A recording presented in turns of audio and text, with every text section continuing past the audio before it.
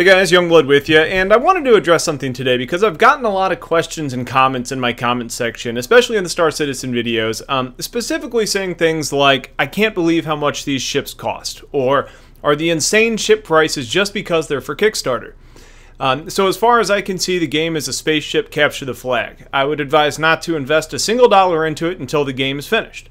$40 for just one ship, a bit pricey in my opinion.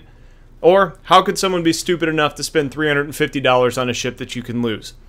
That's just kind of a handful of some actual quotes and comments that have been on some of my videos. And I know I've addressed some of this stuff before, but I guess most of it's been in the comments as replies, so I'm guessing people are missing out on that information.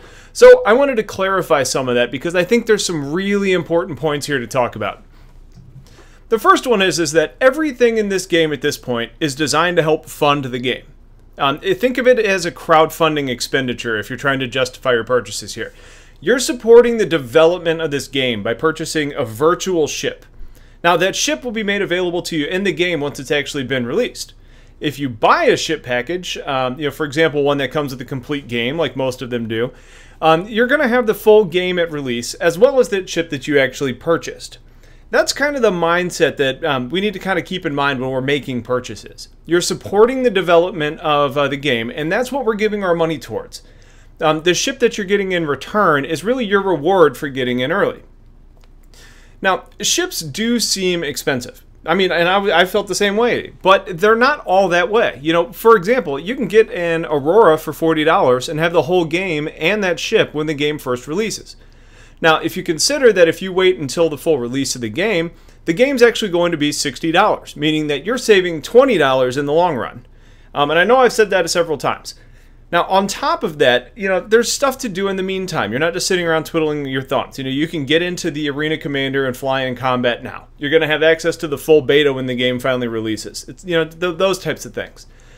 If we kind of take another example, let's take a look at some other AAA titles. So think about Call of Duty or Battlefield. When you buy one of those, the game at release is going to be $60. Now, most Call of Duty or Battlefield games also come with 4 DLC packs, somewhere around there, and they're normally about 10 or 15 bucks a piece. So if you're planning on getting those as well, you're talking about a game that easily ends up being around that $100 mark, maybe more. Now, there's a bunch of ships that kind of fall under that $100 amount in Star Citizen, and you end up with a game that offers so much more than that. I know some people kind of hate the premium package and everything that goes along with Battlefield and, EA, but it's a pretty popular title, and I think it's a relevant comparison. Ultimately, though, making the decision to purchase a ship at a certain price point is really only a decision that you can make for yourself. For some people, buying a $350 Reclaimer is a totally valid purchase. That's the video I did just prior to this one. Now, there's going to be people that also look at that same ship at $350 and go, no way I'm spending that much money.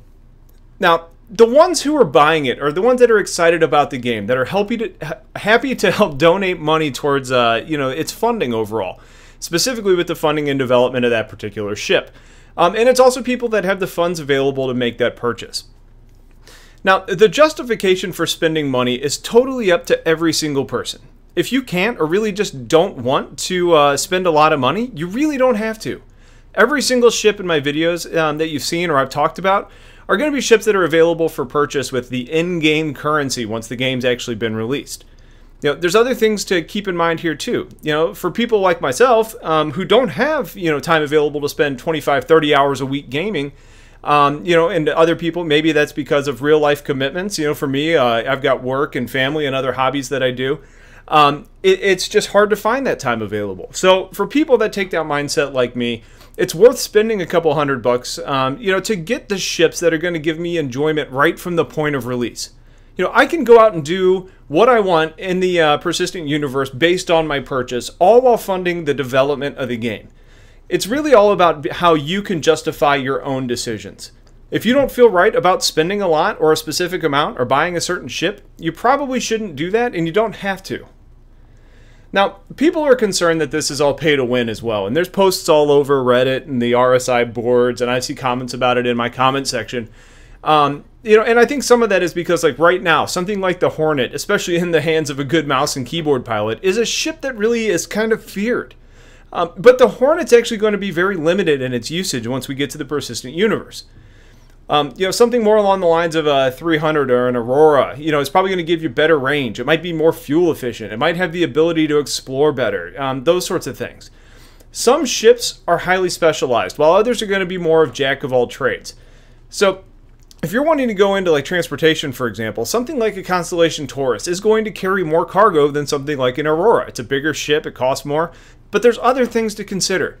The operating costs of an Aurora are way lower. The Aurora also doesn't really rely on other players or NPCs to operate the other aspects of some of the bigger ships. The game really just isn't pay to win, and we don't have the persistent universe yet, but we know that based on what the developers have claimed over and over and over again, that they're going to continue to balance and change ships and make them the way they should be. It's just about what ships do well and what they're limited by. And all ships are going to have a limiting factor somewhere. It's just not, as present right now in the Arena Commander module because it's so focused on combat. And finally, for some of you, that are following the development through my channel, you're not really checking out the RSI boards or anything like that. It's important to note that we only have a very small fraction of this game where it stands right now. What you're watching on my videos is essentially like a co-op Vandal Swarm, which is like a survival mode, Team Deathmatch, Capture the Flag, those types of game modes. They're all combat oriented for the time being. The end result, though, that's being worked on is really an open universe, a big sandbox type of game. And it's so much more than what we have right now.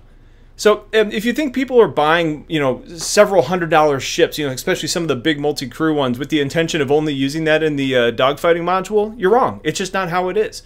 We're looking forward to the full release and making the purchase, our purchase decisions kind of based on that end in mind. So the point that I really want to hit home is that while there's plenty of ways to spend a lot of money in this game, it's really not required. Buying ships is really focusing on directly funding the development of the game that we're all really excited for, and that's why we're all here and buying stuff at this time. We wouldn't be doing it otherwise. One stat that the game creator Chris Roberts actually gave was that 60% of the ships purchased to this point have been Auroras. So that says that the majority, and not just by a little bit, of players have opted to start out with a starter ship. And then in the universe, they can work their way towards other stuff in the game. And that's probably going to be what some people want to do. Some people want to get their stuff right away. Other people want to work towards it, whether that's because it provides challenge or it gives themselves longevity to how long they can play this game before they burn out. Either way, make your decisions in a way that makes you comfortable, and you're going to be fine. And try not to worry about what others are doing with their money. I'm not trying to chastise or belittle or say that you are pointing your finger and saying, don't spend your money, but just be comfortable with what you're doing. Lots of people aren't going to be comfortable buying a game until it's fully released, since there's been so many that have been burned by early access stuff before, and that's fine too. Just know that the game's going to cost a little bit more at that point, and if you're more comfortable taking the low-risk approach and waiting until it's released and seeing what people think about it, that's a totally viable option. So I hope that clears up some of the comments that I've seen and kind of helps put others, minds at ease. And I just wanted to kind of explain, and provide some answers to some of the comments I've seen. So stay tuned for a whole lot more. I'll catch you all later. Have a good one, and take care.